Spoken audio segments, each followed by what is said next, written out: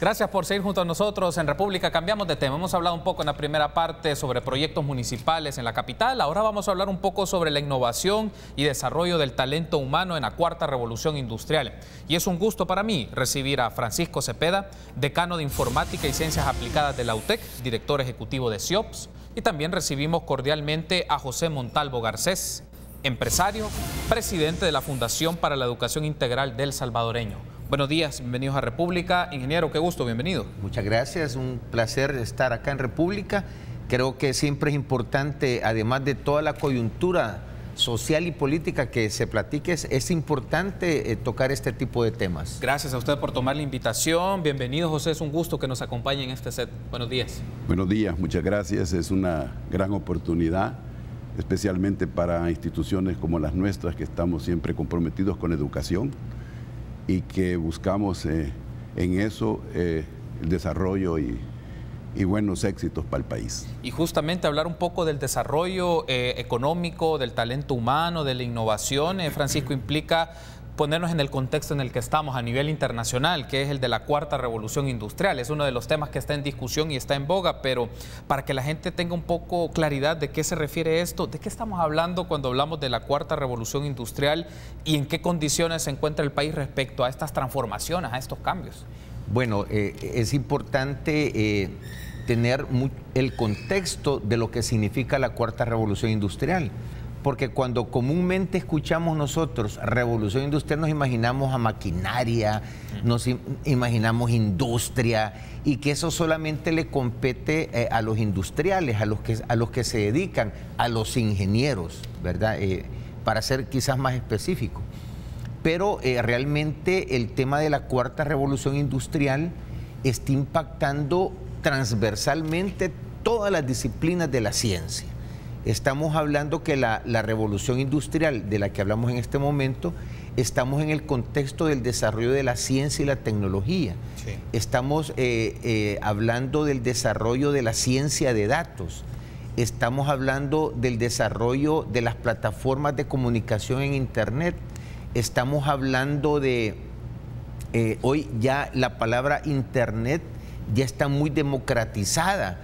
Palabras como escuchar ahora a alguien hablar de un iPhone, hablar de una tablet, ya es común escucharla. Entonces estamos ya en un contexto en donde la tecnología está democratizada para todas las áreas de la ciencia. Entonces la cuarta revolución industrial es una revolución en el contexto de la informática, en donde la inteligencia artificial, hoy el concepto de Big Data, es decir, la ciencia del manejo de grandes datos, el manejo de Internet de las cosas, los dispositivos que tenemos a la orden, que nos ayudan a que nuestras tareas cotidianas se simplifiquen y sean de una mejor forma. Es decir, hoy podemos entrar, hemos escuchado edificios inteligentes, sí. Ciudades inteligentes, el señor alcalde, bueno, los gobiernos tienen ese proyecto. El mundo tiende a esa línea. El mundo está tendiendo a que el concepto de la tecnología sea de común acceso a todas las edades. En ese contexto que nos ofrece Francisco, entonces, José, ¿cómo se encuentra el sector privado, el sector empresarial, me refiero en El Salvador, ante este escenario de estas revoluciones o cambios o transformaciones dadas por la tecnología, por la informática, por la inteligencia artificial? Es decir, algo que es parte ya de la dinámica mundial. ¿Cómo se asimila o qué retos asume el sector privado ante ese escenario?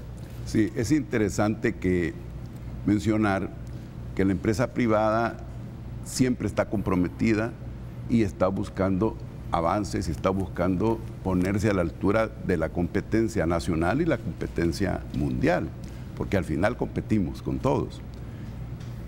Luego, en este contexto, lo importante es la vinculación universidad-empresa, donde nosotros como empresa podamos tener acceso a todos los desarrollos que están haciendo la academia, y eso nos va a permitir a nosotros podernos poner a la altura de las necesidades que vamos creando. Cuando en una empresa nos encontramos ante situaciones que no podemos resolver porque no tenemos el tiempo, no tenemos los técnicos, es en la vinculación la única manera que nos podría. Desgraciadamente, durante muchos años hemos estado divorciados, hemos estado alejados uno de otros. Sin embargo, poco a poco y con muchos esfuerzos, ahora vemos nosotros cómo en programas que se han desarrollado recientemente hemos podido hacer incluso clúster de universidades que van vinculados a estos temas. Hay uno de los clústeres, que es el de tecnologías de información, va íntimamente relacionado y allí han participado empresas también. En ese sentido, yo creo que tenemos una oportunidad, tenemos el deseo también de contribuir y al mismo tiempo somos usuarios de todos estos beneficios. Hay una mención muy interesante que ha hecho José, es este modelo de clústeres, para que nuestros amigos y amigas de la audiencia puedan tener claro a qué se refiere este modelo, en donde se asocia expresiones gubernamentales, empresariales y educativas, me refiero en este caso a las universidades. ¿Cuáles son los puntos en sinergia de estos actores? Específicamente las universidades con el sector empresarial. Luego escucharía a Francisco desde el lado educativo de las universidades esto, pero en el sector empresarial, ¿qué se requiere del sector educativo, pero también qué ofrece el sector empresarial para el sector educativo? Sí, definitivamente los clústeres ha sido una iniciativa dentro del programa de USAID de desarrollo, y esa iniciativa nos ha permitido crear en este momento 4 clústeres que han sido, que los están llevando las diferentes universidades. Hay 4 universidades claves que cada una ha tomado un clúster con las otras y lo han desarrollado. Entre esos tenemos agroalimentación, donde tocamos un tema tan importante, porque sin agricultura no hay comida, sin agricultura vamos hacia un problema gravísimo que ya de hecho se ha hecho sintomático desde que nosotros estamos importando tantas cosas y no las producimos acá.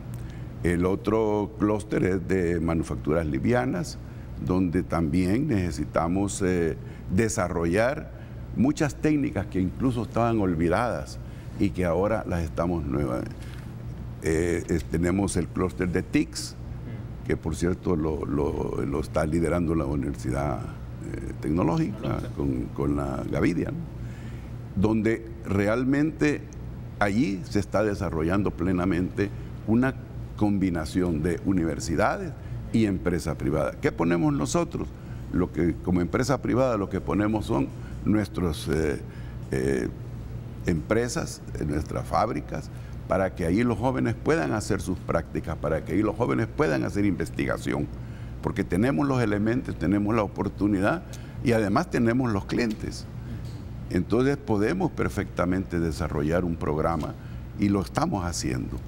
Durante uno de los programas desarrollados por el USAID sobre este tema, tuvimos una cantidad de profesores universitarios visitando las diferentes empresas, dándose cuenta cómo está el desarrollo empresarial, cuáles han sido el génesis de muchas empresas que comenzaron con una pequeña idea y poco a poco se fueron desarrollando hasta llegar a las posiciones que tenemos actualmente. Tengo que hacer una pausa, pero al regresar hablemos un poco, Francisco, de qué implica para el sector universitario su involucramiento en esta dinámica para el desarrollo del talento humano, las condiciones que se tienen de la cuarta revolución industrial, en este campo de la tecnología, de la inteligencia. ¿Qué se puede hacer? Es decir, ¿cuál es el reto que asumen las instancias académicas sobre esto? Tenemos que hacer una pausa. Regresamos en instantes.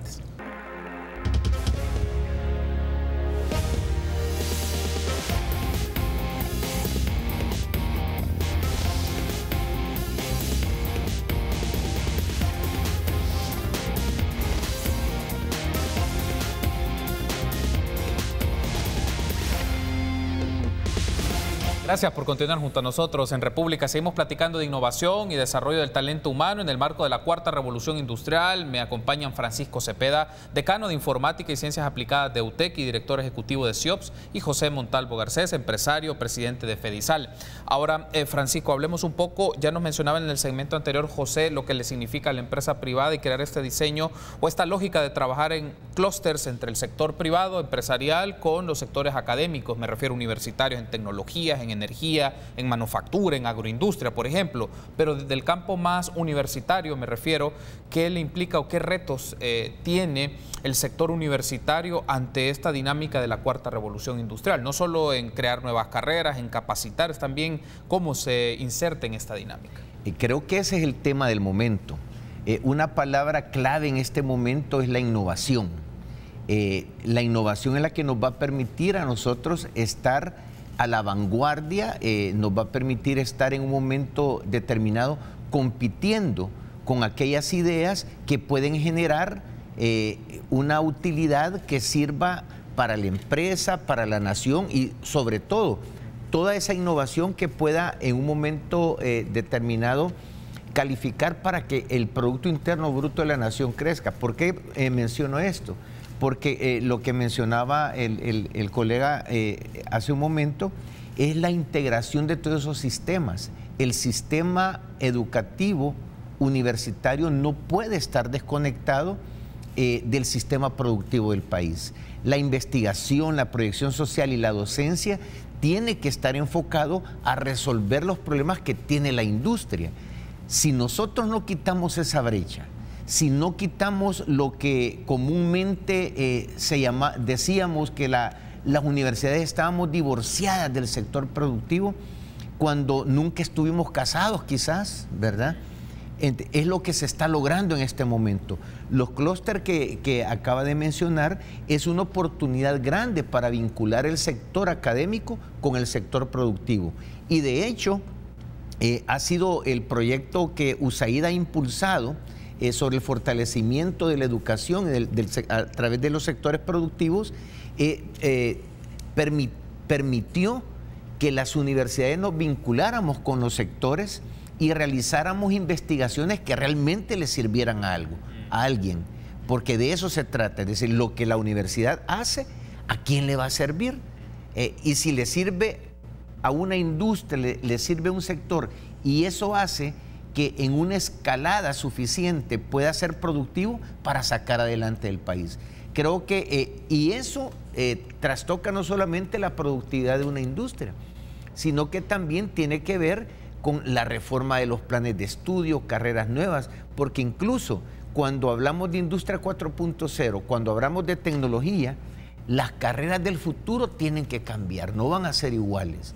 Tenemos que capacitar jóvenes, tenemos que capacitar personal con las competencias necesarias para que puedan enfrentar todos los cambios y todas las necesidades que el sector productivo necesita. Uno de los retos, usted lo ha mencionado, Francisco, y ampliemos un poco sobre esto, es, en el campo me refiero de las universidades, es que den de manera sostenida financiamiento para la investigación, o sea, crear fondos para investigar, porque uno de los retos en las universidades de este país es que investiguen y que los productos de sus investigaciones tengan una vinculación social, económica y con los distintos sectores del país, empresarial, industrial y demás. Entonces, ¿cómo se puede fortalecer a nivel de educación superior fondos sostenidos y la fuente de esos fondos, si pueden venir del sector privado, si pueden venir de cooperación, para que esos fondos de investigación permitan a investigadores, a profesores, a estudiantes mismos desarrollar innovación desde el campo académico? Bueno, usted ha tocado quizás el tema, ¿cómo conseguimos fondos para investigación? Porque realmente la investigación es una cultura. Y como país realmente las tres funciones de una universidad, que es la investigación, la proyección social y la docencia, por años las universidades estuvimos enmarcadas en la docencia, muy poco en la proyección social y casi nada en la investigación.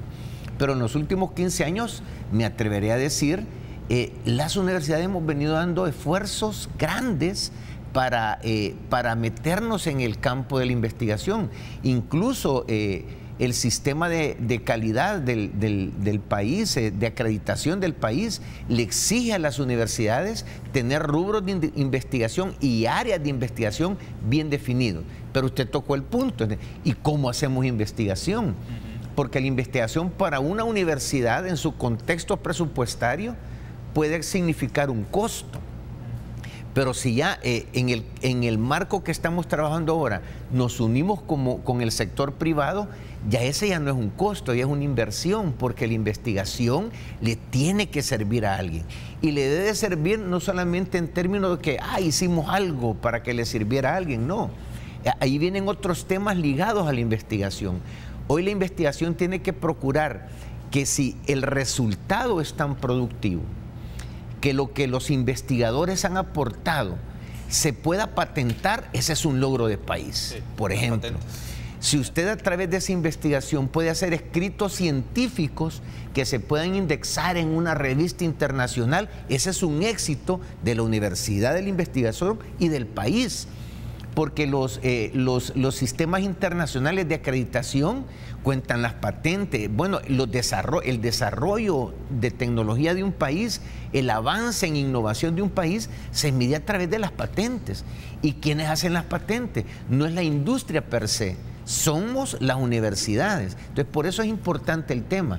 Y si de una investigación, por ejemplo, es tan productiva que se derive, hay un término ahora que lo voy a decir, que no es muy democratizado, que es una spin-off, porque hoy se está poniendo de moda una spin-off, es decir, ya es un grupo que se deriva de una investigación y que pueda crear una empresa que pueda comercializar la patente o la invención que ha salido producto de esa investigación. Entonces, ¿quién gana en ese momento?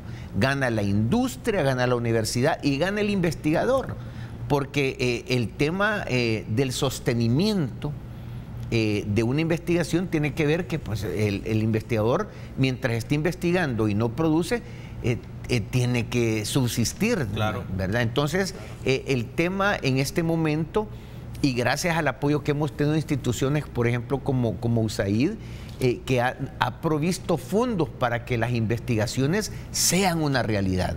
Y creo que el proyecto que está por terminar de USAID, el proyecto para el fortalecimiento, nos dio la oportunidad de realizar 26 investigaciones en diferentes sectores, en donde mucho del sector productivo hay muchas invenciones, hay mucha tecnología que se ha desarrollado y estamos creando como ese músculo que nos permitirá en un momento determinado hacer investigaciones de más trascendencia. Tengo que hacer la pausa, pero al regresar, José, me gustaría que platiquemos cómo el sector empresarial puede apoyar en fondos para la investigación de las universidades. Un poco con la idea que mencionaba Francisco, que pueden construirse patentes, se pueden desarrollar innovaciones, inventos, aspectos interesantes que pueden fortalecer al país y eso permita más inversión, actividades y desarrollo. Me gustaría que hablemos de eso al regresar. Volvemos en instantes.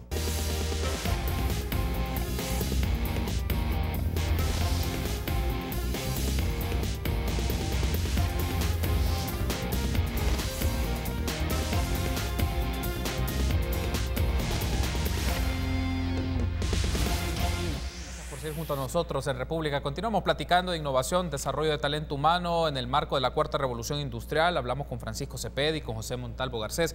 José, ahora del sector, hablábamos en el segmento anterior, Francisco, sobre el reto que tiene el nivel de las universidades para la investigación en materia de innovación, tecnología y adaptarse a estos contextos, pero del sector empresarial, ¿cómo se puede lograr financiamiento, respaldo sostenido a proyectos de investigación en los cuales permitan esta sinergia, estos acercamientos entre el sector empresarial, el sector industrial, el sector académico, pero también las instancias gubernamentales? Yo creo que para hablar de este tema lo principal sería buscar ejemplos. Y un ejemplo reciente y muy importante ha sido estas 26 investigaciones que hemos hecho dentro del programa de USAID, donde el sector privado aportó más de $700,000 para estas investigaciones. Las universidades, un poco más de 2.5 millones, y USAID puso 2 millones, un poco más de 2 millones también. Eso, digamos, al tener ese panorama, uno puede decir cuál es la receta para que esto se vaya dando y que la empresa privada pueda seguir aportando. Es tener confianza en las instituciones educativas.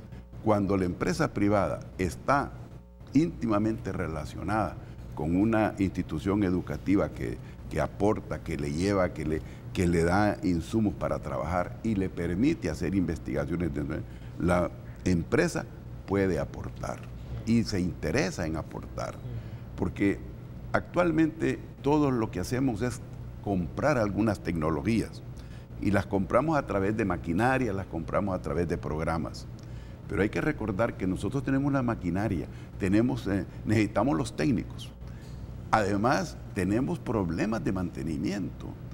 Los problemas de mantenimiento son parte de la investigación que hay que hacer, cómo manejarlo dentro de nuestro país. Porque tal vez hay programas que vienen de otras partes donde las situaciones y los momentos son diferentes. Tenemos nosotros que buscar un apoyo directo con las universidades y para eso hay que aportar, porque todo tiene un costo.